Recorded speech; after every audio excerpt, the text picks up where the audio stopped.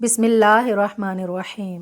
رسول محترم حضرت محمد صلی اللہ علیہ وآلہ وسلم نے ایک دفعہ زمین پر 4 لکیریں کھینچیں اور پاس بیٹھے صحابہ کرام سے پوچھا، تم میں سے کوئی جانتا ہے کہ یہ کیا ہے؟ صحابہ کرام نے عرض کی، اللہ اور اس کا رسول جانتے ہیں۔ تو رسول اللہ صلی اللہ علیہ وآلہ وسلم نے فرمایا، یہ جنتی عورتوں میں سے سب سے افضل 4 عورتیں ہیں۔ نمبر 1، خدیجہ بنت خویلد، فاطمہ بنت محمد، فرعون کی بیوی آسیہ اور عیسیٰ کی والدہ مریم بنت عمران۔ ناظرین گرامی، آج کی ویڈیو انہی 4 اہم خواتین میں سے ایک یعنی حضرت آسیہ زوجہ فرعون کے بارے میں ہے۔ ایسی بابرکت خاتون کہ جن کا ذکر قرآن مجید میں اللہ سبحانہ و تعالیٰ نے یوں بیان فرمایا، اور اللہ نے ان لوگوں کے لیے جو ایمان لے آئے ہیں زوجہ فرعون کی مثال بیان فرمائی ہے۔ حافظ ابن حجر اسقلانی لکھتے ہیں کہ مصری شاہی خاندان کے بادشاہ ریان بن ولید جو کہ حضرت یوسف علیہ السلام کے دور میں تھے اور ان پر ایمان بھی لائے تھے، ان کی پوتی بے حد حسین و جمیل تھی جن کا نام آسیہ تھا، اور نسب کچھ یوں بیان ہوا ہے، آسیہ بنت مزاحم بن عبید بن ریان بن ولید۔ جب رامسیس II شاہ مصر بنا تو اس نے تخت سنبھالتے ہی لوگوں کو عیش و عشرت میں ڈال دیا۔ اس نے فرمان جاری کیا کہ آج سے سارے اسرائیلی قبطیوں کے غلام ہیں۔ چنانچہ اسرائیلی غلاموں کی لسٹ بنا کر ہر ایک گھر میں ان کو نوکر رکھ دیا گیا۔ فرعون مصری لڑکیوں کا بہت شوقین تھا۔ اس کے تخت شاہی پر بیٹھتے ہی اسرائیلیوں نے اپنی لڑکیوں کے گھر سے باہر نکلنے پر پابندی عائد کر دی۔ فرعون نے بھی حضرت آسیہ کے حسن کے چرچے سن رکھے تھے۔ ایک دن فرعون نے حضرت آسیہ کے سارے خاندان کو دعوت پر مدعو کیا اور وہیں پر ان کے والد سے حضرت آسیہ کا رشتہ مانگ لیا۔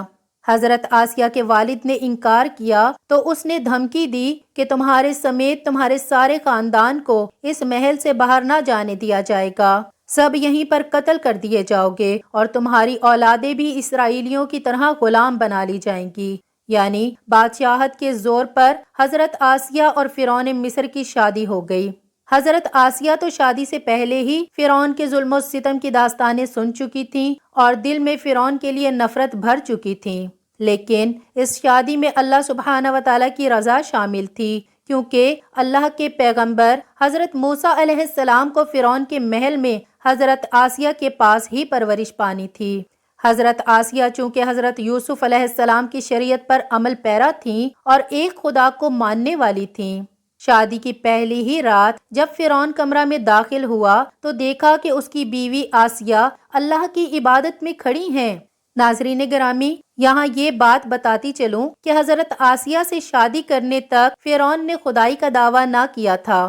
چونکہ فرعون حضرت آسیہ کی محبت میں گرفتار تھا تو پہلی ہی رات سے حضرت آسیہ کے ناز و نخرے برداشت کرنے لگا۔ اس نے حضرت آسیہ کی عبادت میں مداخلت نہ کی اور انتظار کرتے کرتے سو گیا۔ اس طرح اللہ سبحانہ و تعالیٰ نے حضرت آسیہ کو فرعون کی صحبت سے محفوظ رکھا اور وہ آپ پر قادر نہ ہوا۔ بعض روایات تو اس طرح ملتی ہیں کہ جب بھی فرعون حضرت آسیہ کی خلوت گاہ میں داخل ہوتا تو حضرت جبرائیل علیہ السلام فرعون اور حضرت آسیہ کے درمیان ایک پردہ حائل فرما دیتے، جس سے وہ ساری رات پرسکون سویا رہتا۔ کچھ کتابوں میں لکھا ہے کہ اللہ سبحانہ و تعالیٰ نے فرعون کو نامرد کر دیا تھا، جس وجہ سے وہ حضرت آسیہ سے صحبت ہی نہ کر سکا۔ ان سب کے باوجود فرعون اپنی بیوی حضرت آسیہ سے بے پناہ محبت کرتا تھا۔ بعض روایات میں فرعون کی ایک بیٹی کا ذکر بھی ملتا ہے۔ آپ کو یہ بتاتی چلوں کہ وہ لڑکی انہوں نے کسی سے لے کر پالی تھی۔ فرعون کا حضرت آسیہ سے پیار ہی تھا کہ جب حضرت موسیٰ علیہ السلام ایک صندوق میں ملے تو حضرت آسیہ کے کہنے پر اس نے حضرت موسیٰ علیہ السلام کو اپنے گھر میں رکھ لیا۔ حضرت آسیہ کی چونکہ کوئی اولاد ہی نہ تھی، اس لیے آپ نے حضرت موسیٰ علیہ السلام کو اپنا بیٹا بنا لیا اور فرعون سے کہنے لگیں، ترجمہ: یہ بچہ میری اور تیری آنکھوں کی ٹھنڈک ہے، اسے قتل نہ کرو۔ جیسے جیسے حضرت موسیٰ علیہ السلام پرورش پاتے رہے تو حضرت آسیہ آپ کے معجزات دیکھ دیکھ کر حیران ہوتی رہیں اور دل میں یہ جان لیا کہ یہ بچہ کوئی عام بچہ نہیں ہے۔ ان کی توقعات کے عین مطابق جب حضرت موسیٰ علیہ السلام نے نبوت کا اعلان فرمایا تو حضرت آسیہ ان پر ایمان لے آئیں، لیکن اپنا ایمان لانا محل والوں سے چھپا کر رکھا۔ ان کا ایمان لانے کا واقعہ کچھ اس طرح سے ہے کہ ایک دن فرعون کے دربار میں ایک باندی کو لایا گیا کہ یہ حضرت موسیٰ علیہ السلام پر ایمان لے آئی ہے۔ فرعون نے اس باندی کے تینوں بچوں کو اس کے سامنے ابلتے ہوئے تیل میں ڈالنے کا حکم دے دیا اور ساتھ ہی اس باندی سے کہا کہ اب بھی وقت ہے، مجھے اپنا خدا بنا لے۔ لیکن اس باندی کا ایمان بہت پختہ تھا۔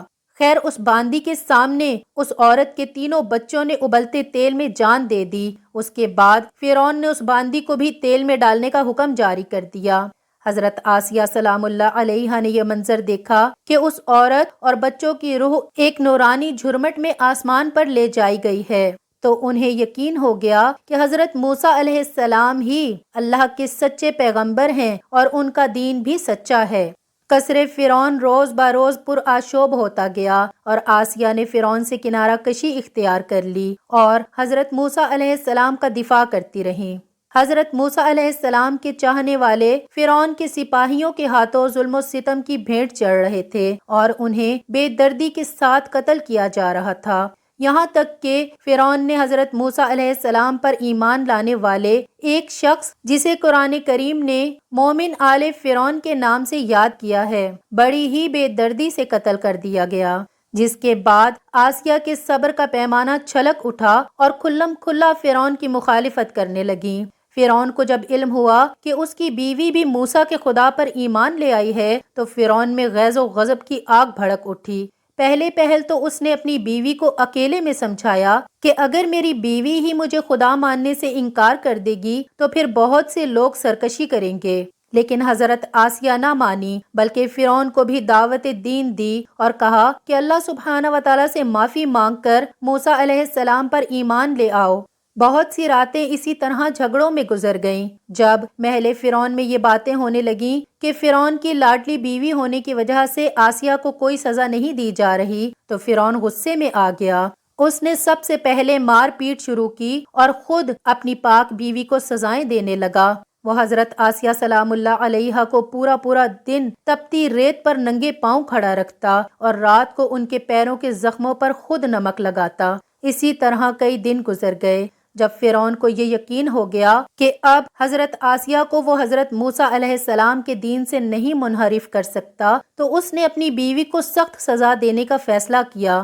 حضرت آسیہ رضی اللہ تعالی عنہا کے چاروں ہاتھوں پیروں میں لوہے کی کیلیں ٹھوک کر چاروں کونوں میں اس طرح جکڑ دیا کہ وہ ہل بھی نہیں سکتی تھیں، اور بھاری پتھر آپ کے سینے پر رکھ کر ان کو ریت پر دھوپ میں لٹا دیا اور پانی بند کر دیا۔ پھر بھی حضرت آسیہ سلام اللہ علیہا ایمان پر عزم و استقلال کے ساتھ ان مصائب کے باوجود قائم و دائم رہیں اور فرعون کے کفر سے خدا کی پناہ چاہی، جسے اللہ سبحانہ و تعالیٰ نے یوں بیان فرمایا، اور اللہ نے ان لوگوں کے لیے جو ایمان لائے ہیں زوجہ فرعون کی مثال بیان فرمائی ہے۔ جب اس نے عرض کیا، اے میرے رب، تو میرے لیے جنت میں اپنے پاس ایک گھر بنا دے اور مجھ کو فرعون اور اس کے عمل بد سے نجات دے دے اور مجھے ظالم قوم سے بھی بچا لے۔ ایک روایت تو یہ ہے کہ فرعون نے حضرت آسیہ کی کھال اتروا دی اور پھر ان پر چٹان کو گرا دیا، لیکن زیادہ تر مفسرین یہ روایت کرتے ہیں کہ جب حضرت آسیہ رضی اللہ تعالی عنہا کے ہاتھ پاؤں میں کیلیں ٹھونک کر باندھا گیا تو ان کی روح پرواز کر گئی تھی۔